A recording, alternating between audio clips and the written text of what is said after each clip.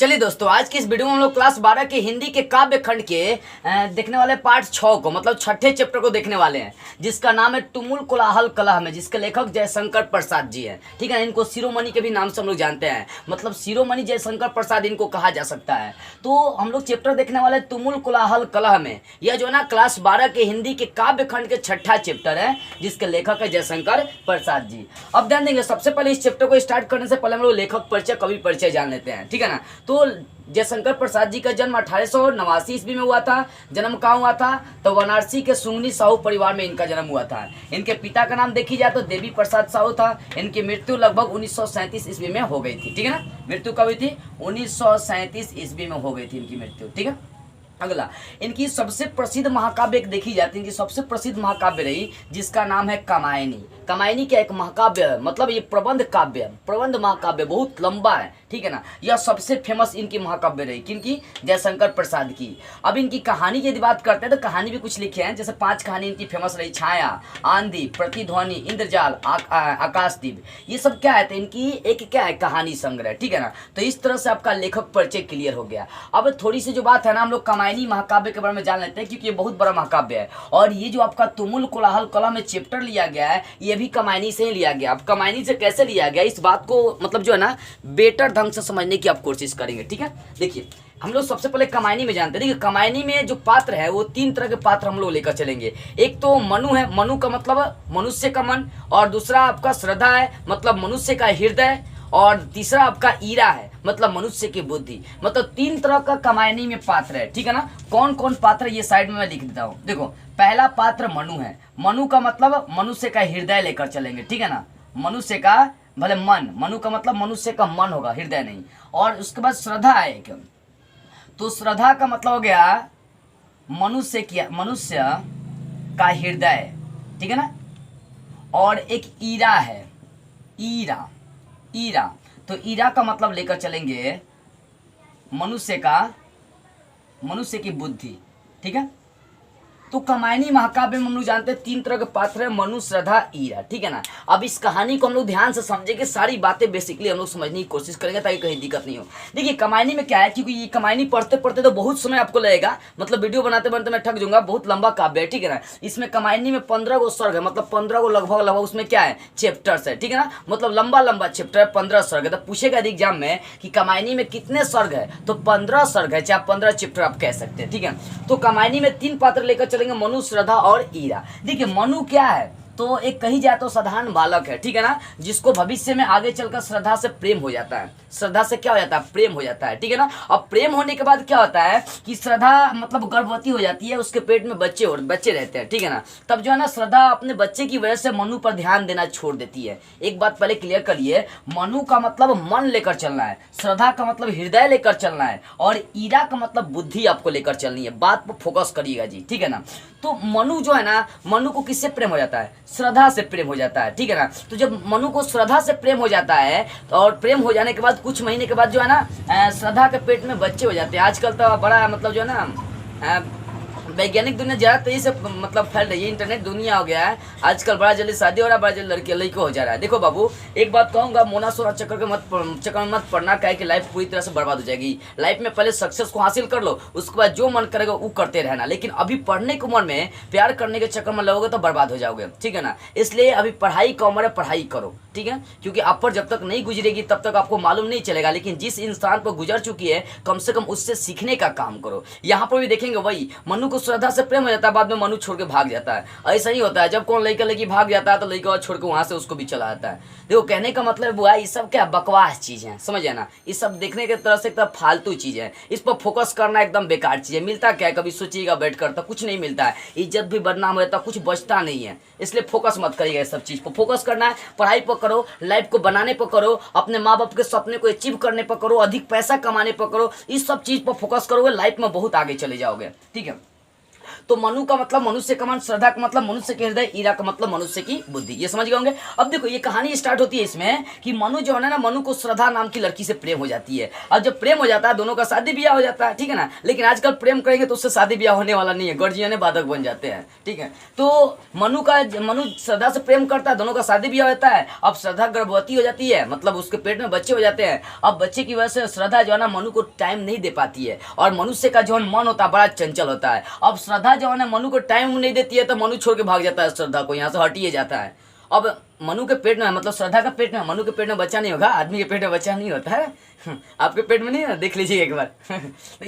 तो मनु का मतलब क्या, मनुष्य का मन, ठीक है ना। तो मनु जो है ना अब श्रद्धा को क्या करता है, छोड़कर चला जाता है। छोड़कर चला जाने का मतलब समझिए ना, मतलब श्रद्धा जो है ना मनु को टाइम देना बंद कर देते हैं, क्योंकि उसके पेट में बच्चे रहते हैं, तो उसी के देखभाल में वो लगी रहती है, काम धाम में उलझी रहती है। इसी कारण से श्रद्धा मनु को मतलब ज्यादा टाइम नहीं दे पाता। ऐसा नहीं कि साफ नहीं देता, नफरत करता, नहीं, श्रद्धा टाइम देती थी लेकिन उतना नहीं जितना पहले। अब मान लो नया नया लड़का लड़की की शादी ब्याह होता है तो मानने वाला है, दिखाई देने वाला है, तरीका नहीं दिखाई देगा पूरा।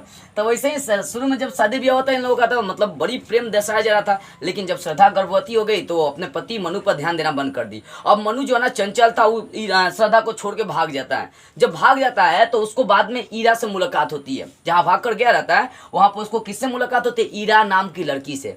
ये जो है ना एक धनी मनी व्यक्ति, चाहे राजा की लड़की हम लोग कह सकते हैं, ठीक है ना। तो जब मनु इस लड़की से बोलता है कि क्या तुम मुझसे प्रेम करती हो, करोगी, तो ईरा मतलब कहते कि नहीं मैं तुमसे प्रेम व्रेम नहीं करूंगा। तब मनु ईरा से जबरदस्ती करता है। तब ईरा क्या करती है, उसके मतलब वो अपने जो गांव के लोग रहते हैं, जहाँ पर मतलब पहले राजा का तंत्र चलता था, तो जो ईरा थी एक राजा की लड़की थी, ठीक है ना। तो वहीं पर मनु को पकड़ कर ले जाया जाता है और लोग पत्थर चला चला कर मारने लगते हैं। तब वहाँ पर जो श्रद्धा है खोजते खोजते उस राजमहल में आ जाती है, ईरा और मनु के पास चली आती है, ठीक है ना। ईरा और मनु के पास चली आती है। तब देखती है श्रद्धा की मनु को पीटा जा रहा है। तब श्रद्धा क्या करती है, वहां पे एक गाना गाती है। उस गाना का नाम ये तुमुल कोलाहल कलह में, ये गाना है, कामायनी से लिया गया है ये गाना है। इसको गाने के रूप में आप गा सकते हैं, ठीक है ना। बशर्ते आवाज मधुर होनी चाहिए, फाटल आवाज नहीं होनी चाहिए, एकदम ढाका नहीं है। देखो तो समझ में आ रही बातें। मनु श्रद्धा से प्रेम करता है, लेकिन श्रद्धा गर्भवती हो जाती है, मतलब दोनों का शादी हो गया है, श्रद्धा गर्भवती हो जाती है। तो वो क्या करते हैं, मनु को देखना टाइम देना बंद कर देती है, जिसके कारण से मनु श्रद्धा को छोड़कर चला जाता है। उसको बाद में ईरा से मुलाकात होती है, ईरा नाम की लड़की से। तब इससे भी प्रेम करने के लिए जबरदस्ती करता है, लेकिन वो नकारते हुए उसको पकड़वाती है। और वहाँ के जो लोग थे, जहाँ ईरा का घर था, वहाँ के लोग मनु को पत्थर चला चला कर मारते रहते हैं। तब श्रद्धा वहाँ पर प्रवेश करती है, मतलब श्रद्धा वहाँ पर खोजते खोजते मनु को चले आती है और मनु को जख्मी देखकर ये गाना गाती है, जिसका नाम है तुमुल कोलाहल कलह में, ठीक है ना। तो यहीं से ये गाना लिया गया है। अब इसके आगे का भी भाग यदि जानना है तो वो कमाई पढ़ना पड़ेगा, हालांकि शॉर्ट में बता दे रहा हूँ। अब मनु को क्या होता है, आभास होता है कि मैंने ईरा के साथ भी और श्रद्धा के साथ भी बहुत गलत किया, ठीक है ना। एक तो मेरी पत्नी जो श्रद्धा थी वो गर्भवती थी, अब मैं उससे प्रेम खोज रहा था ज़्यादातर। तो गर्भवती होने के बाद वो नहीं दे सकती ना प्रेम। कोई भी महिला गर्भवती होती है उससे ज़्यादातर प्रेम खोजेगा। आजकल प्रेम का रूप तो जानते ही हैं, प्रेम का मतलब क्या होगा, शरीर का शोषण, बस यही दुनिया का प्रेम है। इसलिए बाबू कहते हैं मोना सोना का चक्कर छोड़कर पढ़ाई लिखाई करो, ठीक है ना। लाइफ सवर जाएगी, नहीं तो बर्बाद होने में तनिको टाइम नहीं लगेगा, ठीक है ना। देखो बुआ, तो वही बात है कि अब मनु को पश्चाताप होता है। मनु सोचता है कि मैंने दोनों को संग बहुत गलत किया, श्रद्धा के संग और ईरा के संग। वो अपने अंदर घुटन महसूस करता है। इसी कारण से श्रद्धा और मनु को छोड़कर, श्रद्धा और ईरा को छोड़कर मनु भाग जाता है, दोनों को छोड़कर भाग जाता है। ईरा से भी बाद में मनु का शादी हो जाता है। तो क्या करती है कि जो श्रद्धा थी उसका बच्चा जो गर्भ में था वो जन्म हो गया था उसका, और उसका नाम इसमें कुमार, जिसको मानव की उपाधि दी गई है, ठीक है ना। मतलब श्रद्धा के बच्चे का नाम क्या है, मानव है, ठीक है ना।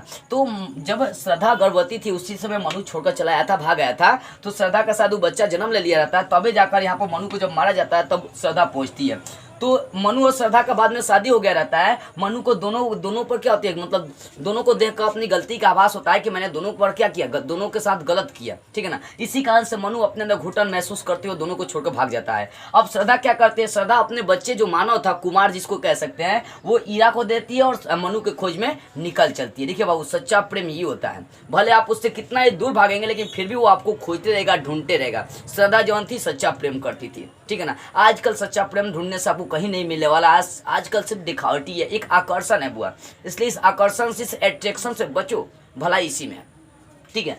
तो यहाँ पर आप समझ गए ये कमाने की बात है। एक बार और शॉर्ट में समझा दे रहा हूँ। मनु क्या था, तो मनु श्रद्धा से प्रेम करने लगता है, शादी भी हो जाता है दोनों का, श्रद्धा का, ठीक है ना, दोनों का शादी हो जाता है। अब श्रद्धा गर्भवती होने के बाद इन पर ध्यान देना कम करती है। मनु क्या करता है, भाग जाता है, क्योंकि मनु का मतलब मनुष्य का मन बड़ा चंचल होता है, कभी ई कभी ऊ कभी ई कभी ऊ। कौन लड़की अभी ध्यान पर मान लो कि कौन लड़की जा रहा है तो एकदम वहाँ पर ध्यान रहेगा पूरा सुंदर, मतलब अगर सामने किताब हो और कोनो सुंदर जा रही है सब ईश्वरीय राय, तब किताब पर ध्यान रहेगा। बाप रे, अब मन कहेगा कि छोड़ ही सब किताब की सब फालतू चीजें, एकदम पहले वही ध्यान जाएगा। अब जब वहाँ पर ध्यान जाएगा तब बाप, उसका होठ देखेंगे, उसका नाक देखेंगे, उसका पारा जैसा कमर देखेंगे। देखिए, तो कहने का मतलब समझ में आ रही है बाबू। तू कहने का मनुष्य का जो मन होता है बड़ा चंचल होता है, सही चीज को फॉलो करेगा ही नहीं, वो एकदम जितना मतलब उसको बिगाड़ने वाली चीज होगा ना उसी ओर ध्यान आकृष्ट करेगा। सामने मोबाइल हो किताब हो तो आप किसको चूज करेंगे, आप तो किताब को चूज करना चाहेंगे, लेकिन साला आपका मन कहेगा कि छोड़ किताब के, छोड़ चल मोबाइल में मतलब कुछ ऐसा चीज देख जहाँ से हंसी उसी बड़े, पढ़ाई लिखाई वाली चीज भी नहीं देखने का। मोबाइल तो उसका सही तरीका से यूज करेंगे तो लाइफ में बहुत आगे चले जाएंगे बाबू, ठीक है ना। तो ये बातें समझ में आ गई ना। श्रद्धा से प्रेम करते था, बच्चा भी होता है। श्रद्धा जब गर्भवती हो जाती है तो क्या होता है, मनु को टाइम नहीं दे पाती है, मनु छोड़कर चला जाता है। बाद में ईरा से प्रेम करता है, ईरा नकारते हुए मनु को क्या करती है, बहुत मारती है, मार खिलवाती है अपने गांव के लोगों से। तब श्रद्धा वहां पर प्रवेश करती है और यही गाना गाती है। अब मनु का आभास होता है कि मैं दोनों को संग क्या किया, गलत किया, तो मनु अपने घुटन भरी जिंदगी को लेकर भाग जाता है। तब श्रद्धा अपने बच्चे मानव को, श्रद्धा के बच्चे का नाम मानव था, उसको मतलब अपने बच्चे को क्या करते, ईरा को देकर मनु के खोज में निकल चलती है, ठीक है ना। अब जो यहाँ पर गाना है, जो यहाँ पर श्रद्धा गाना गाती है, वो कौन सा गाना, ध्यान देंगे। देखिए पहला पॉइंट है, इसको कितने 6 भागों में बांटा हूं। तुमुल कोलाहल कलह में मैं हृदय की बात रे मन, क्या तुमुल कोलाहल कलह में मैं हृदय की बात रे मन। अब देखिए तुमुल कोलाहल, तुमुल का मतलब अत्यधिक, कोलाहल का मतलब शोरगुल, कलह का मतलब दुख। कहने का मतलब इतना अधिक शोरगुल में, इतना अधिक दुखों के शोरगुल में मैं हृदय की बात रे मन, मतलब इतना अधिक शोरगुल है, इतना तुम्हारे पास संकट है, मुसीबत है, फिर भी जो मैं हूं ना एक हृदय की बात हूं। मतलब क्या हूं, मन का मतलब मनु, ठीक है ना। तो वही कह रही है कौन, श्रद्धा कह रही है मनु से, क्योंकि मनु को तो मारा जा रहा था। तो उसी समय श्रद्धा आकर गाना गाती है। आप फिल्म देखे होंगे ना, जब कोनो हीरोइन के हीरो पे मतलब पिटता है गर्जियन, तो हीरो आकर खूब गाना गाता है सब कि मौका मिलेगा तो बता देंगे तुम्हें कितना प्यार करते हैं सनम। तो ये फिल्मी दुनिया नहीं है। यहाँ पर मान लो कि आपको कोई मारा जा रहा है तो आपकी प्रेमिका का गाना नहीं गा सकते, गाना ही भी नहीं करेगा यहाँ, ठीक है ना। तो कहने का मतलब ये है कि श्रद्धा एक क्या महाकाव्य लिखा गया ना। श्रद्धा जब मनु को मारा जा रहा था तो श्रद्धा आकर वो गाना गाती है, इसका नाम तुमुल कोलाहल कलह में, मतलब इतने दुख भरी वातावरण में, चाहे इतना शोरगुल में, कोलाहल का मतलब शोरगुल, सुना मेक ए नॉइस, कोलाहल, ठीक है ना। तो कहती है वही कि तुमुल कोलाहल कलह में मैं हृदय की बात रे मन। तो कहने का मतलब है तुमुल कोलाहल कलह में मैं हृदय की बात रे मन, इसका मतलब तुमुल का मतलब अत्यधिक, अधिक से अधिक, कोलाहल कलह, कलह का मतलब दुख पीड़ा, ठीक है ना। तो वही कह इतना अधिक शोरगुल चाहे पीड़ा में मैं जो ना कि हृदय की बात हूँ। क्यों, मैं हृदय की बात हूँ, मैं तुम्हारी सारी मतलब पीड़ा को सहन कर, मतलब सारी पीड़ा को अपने अंदर निचोड़ सकता हूँ। हालांकि देखो स्त्रियां जो होती है ना एक प्रेम का पात्र है। आदमी कितना ही थकन सा काहे नहीं महसूस करे, कितना ही काम धाम करके क्यों नहीं आए, वो स्त्रियां जो है ना उसको अपनी ओर आकर्षित कर लेती हैं और इंसान उससे अपने अंदर अपने को उत्तेजित महसूस करता है, ठीक है ना। वही बात है, मतलब इसमें ये नहीं है, ये नहीं दर्शाना चाहते हैं लेखक कि जो स्त्रियां होती हैं मतलब उनका सिर्फ शोषण होता है या सिर्फ प्रेम का पात्री होते हैं और कोनो काम नहीं। यहाँ पर लेखक का कहने का मतलब बाबू ये है कि स्त्रियों के महत्व को दर्शाए हैं कि जब इंसान टूट जाता है, बिखर जाता है, तब उसको समेटने वाला कौन है, स्त्रियां ही हैं, लड़कियां ही हैं, औरतें ही हैं उसको समेटने वाला। इंसान जब टूट जाता है तो उसको मतलब जोड़ने वाला कौन होता है, स्त्रियां होती हैं, ठीक है बाबू, ध्यान देंगे। तुमुल कोलाहल कलह में मैं हृदय की बात रे मन, समझ में आ गई। मतलब इतने शोरगुल वातावरण में, इतने दुख भरी वातावरण में, इतने घुटन भरी वातावरण में मैं हृदय की बात के समान हूँ मनु। किसको कहती है, श्रद्धा कहती है मनु को कि हे मनु देखो इतना शोरगुल, इतना दुख भरी वातावरण में सिर्फ मैं ही तुम्हारे साथ हूँ और सब तुम्हारे क्या है, तो प्रतिद्वंदिता है, तुमको मारना चाहते हैं, लेकिन मैं ही एक ऐसी हूँ जो तुम्हारे पक्ष में खड़ा हूँ, भले मेरा पति जैसन भी हो, क्या मतलब वो मेरा पति है, ठीक है ना। तो वही कहती है कि इतने दुख भरी वातावरण में मैं एक हृदय की बात की तरह हूं, मैं ही तुम्हारे साथ अभी भी खड़ा हूं, ठीक है। आगे देखिए, विकल होकर नित्य चंचल खोजती जब नींद के पल, चेतना थकसी रही तब मैं मलय की बात रे मन। ध्यान दीजिएगा, विकल होकर, विकल का मतलब लेकर चलेंगे हम लोग, मतलब काम धाम करने का मतलब थक उग जाना, काम धाम आप करते रहे थक जाते हैं, वही बात यहाँ पर आ रही है कि विकल होकर नित्य चंचल, काम धाम करते करते घूमते फिरते, चंचल का मतलब क्या होता है, फन फन करना है। लेडी देखे कभी चन चन चन चन करती है, गांव के जौन बच्चे होंगे वो जानते होंगे लेडी क्या होता है, ठीक है ना। बकरी का लेडी की बात हम नहीं कर रहे बाबू, टाउन के बच्चे नहीं जानते होंगे, टाउन के बच्चे तो रूमों में घुसल रहते हैं सब, गाँव के जौन बच्चे होंगे वो सब जानते होंगे, ठीक है ना। मेरे चैनल पर सब बच्चे हैं। तो वही कि विकल होकर नित्य चंचल, खोजती जब नींद के पल, चेतना थक सी रही तब, मैं मलय की बात रे मन। यहाँ पर श्रद्धा मनु कहती है कि जब तुम विकल हो जाओगे मतलब थक जाओगे, घूमते घूमते चंचल मतलब घूमते घूमते क्या करोगे, थक जाओगे, और उस समय तुम नींद के पल खोजोगे। देखिए ना, खोजती जब नींद के पल, उस समय तुम क्या करोगे, नींद के पल खोजोगे। चेतना थक सी रही तब, मतलब उस समय चेतना तुम्हारी शून्य हो जाएगी, बुद्धि काम नहीं करेगा, कुछ बुझाएगा नहीं। मैं मलय की बात रे मन, उस मैं मलय पर्वत की हवा की तरह मैं तुमको क्या कर सकता हूँ, अपने गोद में अपने छांव में लेकर सुला सकता हूँ, और तुम्हारी चेतना को शून्य से ऊपर ले जा सकता हूँ। मतलब श्रद्धा कहती है कि देखो, जब तुम थक जाओगे, जब तुम नींद खोजोगे आराम से, और जब तुम्हारी चेतना, जब तुम्हारी बुद्धि साफ शून्य हो जाएगी, तनिको काम नहीं करेगी, तो उस स्थिति में मैं तुम्हारी चेतना को ऊपर ले जा सकता हूँ। उस स्थिति में मैं तुमको अपने गोदी में क्या कर सकता हूँ, छाँव दे सकता हूँ, ठीक है ना। कभी शादी ब्याह हुआ होगा तो देखना कितना प्रेम से होता है ना, मेरा भी सब लेके बैठा के सब धी लेती है, सब बड़ा प्रेम करती है सब, ठीक है ना। तो देखो, तो वही बात है, समझ में आ गई बाबू, एक बार में समझ जाइए, हालांकि मैं एक्सप्लेन करूंगा, जहां भी दिक्कत हो कमेंट करिएगा, ठीक है। तो देखिए, विकल होकर नित्य चंचल, खोजती जब नींद के पल, चेतना थक सी रही तब, मैं मलय की बात रे मन। यहाँ कहने का मतलब ये है कि जब विकल होकर मतलब जब काम करते करते घूमते फिरते तुम थक जाओगे, तब तुम क्या करोगे, नींद के पल खोजोगे, ठीक है ना। तब तुम्हारी चेतना जो है, बुद्धि जो है, जो दिमाग जो है, साफ एकदम नरभसा जाएगा, तनिको बुझाएगा नहीं कि क्या करना है। उस स्थिति में मैं मलय पर्वत की हवा की तरह क्या करूंगा, मैं तुम्हें अपने छांव में ले लूंगा, तुम्हारी चेतना को शून्य से ऊपर बढ़ा दूंगा, ठीक है, समझिएगा। तीसरा देखिए, चीर विषाद विलीन मन की, इस व्यथा के तिमिर वन की, मैं उषा सी ज्योति रेखा, कुसुम विकसित प्रात्र मन। ध्यान दीजिएगा, देखो कह रहे हैं कि चीर विषाद, चीर का मतलब लंबे समय, अब विषाद का मतलब दुख का वातावरण, दुख ले सकते हैं, ठीक है ना। चीर विषाद विलीन मन की, इस व्यथा के तिमिर वन की, मैं उषा सी ज्योति रेखा, कुसुम विकसित प्रात्र मन। समझे ध्यान से, कह रहे चीर मतलब लंबे समय तक विषाद वातावरण में विलीन रहने के बाद जो मन होता है ना, वह दुख से भर जाता है। व्यथा मतलब दुख, और तिमिर का मतलब अंधकार। अब मान लो कि लंबे समय तक आप अपने मन में कुछ सोच रहे हैं, कौन मान लो कि लड़की कौन बारे में सोच रहा है, कौन लड़का लड़की के बारे में सोच रहा है, कौन लड़की लड़का के बारे में सोच रहा है, एकदम पूरा सोच जा रहा है। तो उसमें देखो, लंबे समय तक किसी चीज के बारे में सोचोगे ना तो टेंशन हो जाती है, आदमी के दिमाग पर टेंशन चढ़ जाता है। जैसे सुशांत सिंह राजपूत का नाम सुने ना, जो अपने पटना से बिलोंग करते थे, ठीक है ना, बिहार से बिलोंग करते थे। तो वो क्या हो गए, एक चीज को साथ लेकर डिप्रेशन का शिकार हो गए, सोचते रह गए। इसलिए बाबू देखो, ज्यादा चीज सोचो मत, नहीं तो वो आपके दिमाग पर इफेक्ट डाल देगा, प्रभाव बहुत ज्यादा डालेगा, ठीक है। बात को समझिएगा, सारी बातें को, ठीक है। वही बात आ रही है कि चीर विषाद, चीर का मतलब लंबे समय तक, विषाद का मतलब दुख का वातावरण।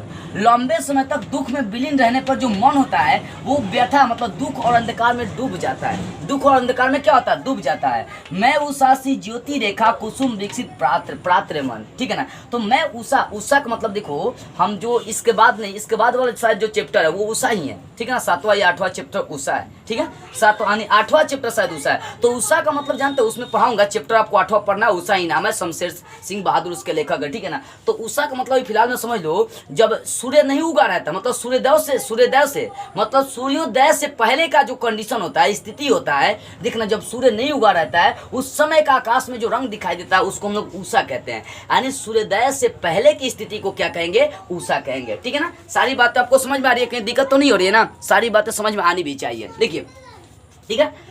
तो वही ना कि जब मतलब क्या मनुष्य अपने मतलब लंबे समय तक मनुष्य मन में कुछ मतलब दुख भरा रहता है, उसके बारे में सोचते रहता है, तब उसके अंदर दुख और अंधकार क्या होता है, भर जाता है, ठीक है ना। चीर विषाद विलीन मन की, इस व्यथा के तिमिर वन की, मैं उषा सी ज्योति रेखा, कुसुम विकसित प्रात्र मन। इसका मतलब बस आपको इतना लेकर चलना है कि लंबे समय तक विषाद वातावरण में रहने पर, मतलब लंबे समय तक विषाद मतलब विलीन करने पर, दुख के वातावरण में रहने पर मन में दुख और अंधकार छा जाती है।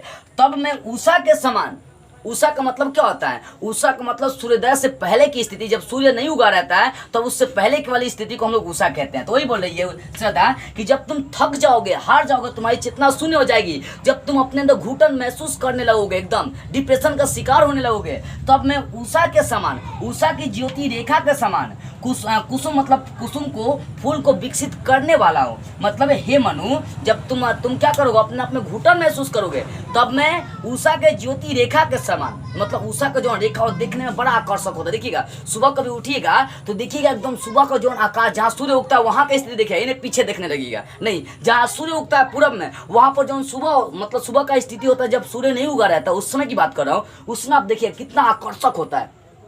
उस स्थिति को हम लोग क्या कहते हैं? उषा कहते हैं। वो जो होता है ना, हम लोगों को क्या ना खींचता है, अपनी ओर आकर्षित करता है, साला देखने को जी चाहता है। वही बात बोल रही है यहाँ पर श्रद्धा, बोल रही है कि जब तुम थक जाओगे, तुम्हारी चेतना शून्य हो जाएगी, तुम घुटन भरी जीवन महसूस करने लगोगे, तब जो है ना मैं उषा के समान तुमको अपनी ओर खींचूंगा, उस डिप्रेशन को, उस संकट को, उस घुटन को दूर कर सकता हूँ, मैं वैसा हूँ। ठीक है ना? वो कौन बोलती है? श्रद्धा बोलती है। समझ में आ गई होगी? तो बोले कि मैं उषा के समान, मतलब उषा के ज्योति रेखा के समान कुसुम को विकसित करने वाला, मतलब तुम्हारे मन में जो घुटन है उसको दूर करने वाला हूं मनु। मैं दूर कर सकता हूं तुम्हारे घुटन को, विषादमय वातावरण को दूर कर सकता हूं। ठीक है, अगला देखिए 4 नंबर, जहां मरु ज्वाला धड़कती, चाटकी मन को त्रसती, उन्हीं जीवन घाटियों की मैं सरस बरसात रे मन। देखिए वीडियो थोड़ा सा लंबा होगा, लेकिन ध्यान से समझिएगा, बस आपको समझ में आनी चाहिए बाबू। ठीक है ना? नहीं समझ में आ गया तो पढ़ने का क्या फायदा? ऐसा समझो कि याद नहीं करना पड़े, एकदम एक बार में समझ में आ जाए। हालांकि सारे वीडियो में मैं बहुत ज्यादा एक्सप्लेन करता हूँ बाबू। देखो, तो जहां मरु ज्वाला धड़कती, चाटकी कण को तरसती, उन्हीं जीवन घाटियों की मैं सरस बरसात रे मन। यहाँ पर क्या है कि जहां मरु मतलब मरुस्थल, जहां मरुस्थल में जो है ना ज्वाला धड़कती रहती है, वहाँ पानी नहीं होता है, जगह तो एकदम गर्म में रहता है, मतलब उस बालू में सिर्फ जो है ना, मतलब जब लोग जाते हैं, राजस्थान में पड़ता है ये मरुस्थल ज़्यादातर। ठीक है ना? तो वहाँ पर जब जाते हैं लोग, मरुस्थल में जाते हैं लोग, तो वहाँ पर देखिए पानी उन्हीं स्टॉक करके जाते हैं, इसलिए मरुस्थल में जो है ना हमेशा ज्वाला धड़कते रहती है। और उसी मरुस्थल की यदि बात करते हैं तो उसी मरुस्थल में एक चाटकी कौन, एक पक्षी होती है, जौन मतलब वो क्या करती है, कौन को तरह, कौन का मतलब क्या होगा? चातकी एक ऐसा पक्षी है जो मतलब कुछ ऐसे जल का इंतजार करती है, ऐसे पानी का इंतजार करती है, जौन साल भर के मतलब कुछ लंबे समय के बाद ही आता है, उसका वो क्या करता है, इंतजार करते रहती है। आज जब वो आएगा तब चाटकी पक्षी उसको क्या करता है, पी लेती है, पी लेने के बाद क्या फिर संतोष हो जाती है, फिर उतना दिन इंतजार करती है। ठीक है ना? तो चातकी क्या, एक पक्षी है बाबू। ये सब नहीं समझ में आता किसी लोगों को, कोई टीचर उतना एक्सप्लेन में समझाता नहीं है, ध्यान से समझिएगा। जहां मरु ज्वाला धड़कती, चाटकी कण को त्रसती, उन्हीं जीवन घाटियों की मैं सरस बरसात रे मन। क्या? जहां मरु ज्वाला धड़कती, चाटकी कण को त्रसती, उन्हीं जीवन घाटियों की मैं सरस बरसात रे मन। इसका मतलब क्या होगा? इसका मतलब होगा कि मरुस्थल में हमेशा ज्वाला धड़कते रहती है, और उसी मरुस्थल में चाटकी एक ऐसा पक्षी है जो कण के लिए त्रसते रहती है। मतलब कण एक ऐसा पानी है जिस मतलब मरुस्थल में एक ऐसा पानी है जो बहुत लंबे समय के बाद आती है, तो उसके लिए चातकी इंतजार करते रहती है, तरसते रहती है। उन्हीं घाटियों की मैं उन्हीं जीवन घाटियों की मैं सरस बरसात रे मन, मतलब उन्हीं जीवन घाटियों के बीच में मैं सरस बरसात के समान हूँ। मतलब कहती कि मैं सरस बरसात के समान हूँ, जो तुमको हमेशा जल से भिगोए रखूंगा, तुम्हारे हर मुसीबत को दूर कर सकता हूँ। ठीक है ना? वही यहाँ पर है कि जो मरुस्थल होता है, मरुस्थल में हमेशा ज्वाला धड़कती रहती है, वहाँ पर चातकी पक्षी जो है ना किसका इंतजार करती रहती है, मतलब कौन, एगो वहाँ पर जल होता है। ठीक है ना? वहाँ पर जल होता है जिसका वो हमेशा इंतजार करते रहती है, और जब आएगा तो उसको पीकर अपने आप को संतुष्ट कर लेती है। यहाँ से ये कि मनुष्य को इंतजार करनी चाहिए। इंतजार करने से क्या होता है, जैसे वो इंतजार पर समय पर उसको क्या होता है, फल मिल जाता है। एक बात समझिएगा, कौनो काम कभी घबरा के मत करिएगा बाबू, तो दिक्कत हो जाएगा। ठीक है ना? जिसका जो समय उसी समय पर पूरा होगा। ठीक है ना? हड़बड़ दड़बड़ का जो काम होता है एकदम बेकार रहता है, कभी पूरा नहीं होगा। कौन को प्रपोजो करना हो तो जल्दी मत करिएगा, उसका भी एक समय होता है, याद रखिएगा। ठीक है, समझ गए? तो कहने का मतलब है जहां पर मरुस्थल में हमेशा ज्वाला धड़कते रहती है, वहीं पर चातकी पक्षी मतलब जल के लिए तरसते रहती है, जल के कण के लिए तरसते रहती है। ठीक है ना? और सही समय आने पर जब वो जल आता है, तब चाटकी जो पक्षी होती है वो उसको पी लेती है। उन्हीं जीवन घाटियों मतलब मरुस्थल और चाटकी, उन्हीं दोनों घाटियों के बीच में मैं सरस बरसात के समान हूँ, जो तुमको मतलब उस जल से भिगो सकता है। ठीक है, आगे देखिए। पवन की प्राचीर में रुक, जला जीवन जी रहा झुक, इस झुलकते झलकते विश्व दिन की मैं कुसुम ऋतु रात्रि मन। ध्यान दीजिएगा, कह रहे यहाँ पर जयशंकर प्रसाद कि पवन की प्राचीर में रुक जला जीवन जा रहा झुके, इस झलकते विश्व दिन की मैं कुसुम ऋतु रात्रि मन। देखिए पवन की प्राचीर, पवन प्राचीर, चीर का मतलब लंबे समय तक, ठीक है ना। तो कहने के पवन की प्राचीर, पवन का मतलब हवा जो होता है लंबे समय के बाद क्या होता है, वह पवन की प्राचीर में रुक, ध्यान दीजिएगा, जला जीवन जा रहा झुके। इंसान का जो जीवन है कभी कल क्या होता है, रुक जाता है, उसको घुटन महसूस होने लगता है, साफ कुछ करने का मन नहीं करता। वही करे कि पवन की जो प्राचीर है, जो मनुष्य है वो कभी का रुक जाता है और अपने आप को मतलब झुकल सा महसूस करता है, घुटन सा महसूस करता है। इस झलकते विश्व दिन की मैं कुसुम ऋतु रात्रि मन, मतलब इस झुलसे हुए दिन में, इस घुटन भरी जीवन में भी मैं जो ना है एक कुसुम की रात की तरह हूँ, मतलब खिले हुए पुष्प की रात की तरह हूँ, जो तुमको इस झुलसे हुए दिन से भी बाहर निकाल सकता है। मतलब कहने के बाद श्रद्धा कहती है कि मनु देखो तुम मेरे साथ ही मेरे साथ बहुत नाइंसाफी किया, तुमने मुझे छोड़कर चलाया, लेकिन फिर भी जो मैं हूँ तुमको जो ना मतलब तुमको घुटन भरी दुनिया से निकाल सकता हूँ। आज तुम्हारे साथ कोई खड़ा नहीं है, सिर्फ मैं ही खड़ा हूँ। कौन कहती है? श्रद्धा कहती है बाबू, ठीक है। देखिए तो वही बात है, पवन की प्राचीर में रुक जला जीवन जा रहा झुके, इस झलकते विश्व दिन की मैं कुसुम ऋतु रात्रि मन। तो लिखेगा यहाँ पर कि मनुष्य कभी काल पवन के हवा के समान रुक जाता है। जैसे हवा होता है वो कभी कभी लंबे समय के बाद रुक जाता है, आदमी को बहुत गर्मी लगने लगता है, बेना हाँकने लगता है, हवा नहीं बहती है। ऐसा नहीं कि साफ रुक जाता, नहीं रुक जाता, पेड़ पौधों की कमी हो गई है जिसके कारण से हवा कभी काल बहता ही नहीं है, गर्मी बहुत ज़्यादा लगने लगती है। तो वही है जो पवन है वो लंबे चीर का मतलब लंबे समय, पवन हवा लंबे समय के बाद कभी काल रुक जाती है, जला जीवन जा रहा झुक, उस समय मनुष्य अपने को जलल सा झुकल सा महसूस करता है। इस झलकते विश्व दिन की, इस झुलसे में भी आपको बोल सकते हैं, इस झलकते विश्व दिन की मैं कुसुम ऋतु रात्रि मन। तो बस यहाँ पर लिखना है कि झुलसे हुए दिन में भी मैं जो ना कुसुम के समान, मतलब कुसुम का मतलब फूल, कुसुम ऋतु चाहे बसंत ऋतु में मतलब खिले हुए रात के समान हूँ, जो मैं तुमको क्या कर सकता हूँ, मतलब गर्मी तुम्हारे अंदर तो उसको मैं क्या कर सकता हूँ, ठंडी प्रदान कर सकता हूँ। समझिए ना बुआ। तो जो स्त्रियां होती है ना रियल में मतलब वो जो है ना चर्चा के लायक होती है बाबू, समझिएगा। ऐसा नहीं कि उसे प्रेम के लायक होती है, वह मनुष्य को जोड़ने का काम करती है। जब इंसान टूटता है तो स्त्रियां उसको जोड़ने का काम करती है। वही है श्रद्धा कहती है कि कभी कल पवन रुक जाता, हवा रुक जाता है, तब मनुष्य अपने आप को झुलसल सा जलल सा महसूस करता है। तो इस झलसे हुए दिन में भी, इस झुलसते हुए दिन में भी मैं कुसुम के समान, मतलब बसंत ऋतु के समान, चाहे कुसुम ऋतु के समान, मैं तुमको रात में ठंडी हवा, शीतल हवा प्रदान कर सकता हूँ। कौन कहती है? श्रद्धा कहते हैं, ठीक है ना। अगला देखिए अंतिम है, चिर निराशा निर्धर से प्रतिछायित अश्रु सर में मधुप मुखर मरंद मुल्कित मैं सजल जल जात रे मन। ध्यान दीजिएगा, चीर निराशा निर्धर से प्रतिछायित अश्रु सर में मधुप मुखर मरंद मुल्कित मैं सजल जल जात रे मन। ध्यान देने वाली बात है, चीर निराशा निर्धर से, चीर का मतलब लंबे समय तक, निराशा का मतलब दुख, और निर्धर, नीर का मतलब जल, अधर का मतलब पृथ्वी, ठीक है ना। तो कहने का मतलब है लंबे समय तक निराश होकर मनुष्य का नीर, आंखों से आंसू बहने लगते हैं। वही ना, लंबे समय तक मनुष्य जब दुख में रहता है तब कभी कभी रोने लगता है, आंखों से आंसू बहने लगते हैं। वही है कि चीर निराशा निर्धर से प्रतिछायित अश्रु स्तर से, मतलब लंबे समय जब मनुष्य दुख में रहता है तब उसके आंखों से आंसू बहने लगते हैं। प्रतिछायित का मतलब ढका हुआ, उस पर ढका हुआ, ठीक है ना। अश्रु स्तर से, जब आंसू मनुष्य के बहने लगते हैं तब उस आंसू को ढकने वाला मैं ही हूँ। मैं तुम्हारे आंसू को क्या कर सकता हूँ? ढक सकता हूँ। कौन कहती है? श्रद्धा मनु को कह रही है, गाना गा रही है, ठीक है ना। तो चीर निराशा निर्धर से प्रतिछायित अश्रु सर में मधुप मुखर मरंद मुल्कित मैं सजल जल जात रे मन। तो लिखना इतना आपको ये है कि जयशंकर प्रसाद जी कहते हैं, जयशंकर प्रसाद जी कि चीर निराशा निर्धर से, यहाँ पर श्रद्धा मनु के बारे में कहती है। जयशंकर प्रसाद की लिखी हुई कमायनी में श्रद्धा मनु को कहती है कि मनुष्य लंबे समय तक जब दुख में रहता है तब निर्धर आंखों से आंसू बहते हैं और उस आंसू को ढकने वाला मैं ही हूँ। कौन कहती है? श्रद्धा कहती है। मधुप मुखर मरंद मुल्कित मैं सजल जल जात रे मन। देखो मधुप का मतलब क्या होगा? भौरा। मुखर, मरंद का मतलब क्या होगा? खिला हुआ फूल पौधा, ठीक है ना। तो कहने का मतलब जो भौरा होता है वो क्या करता है? जो मतलब खिला हुआ फूल है, जो पुष्प है, उसमें क्या करता है? छिप जाता है।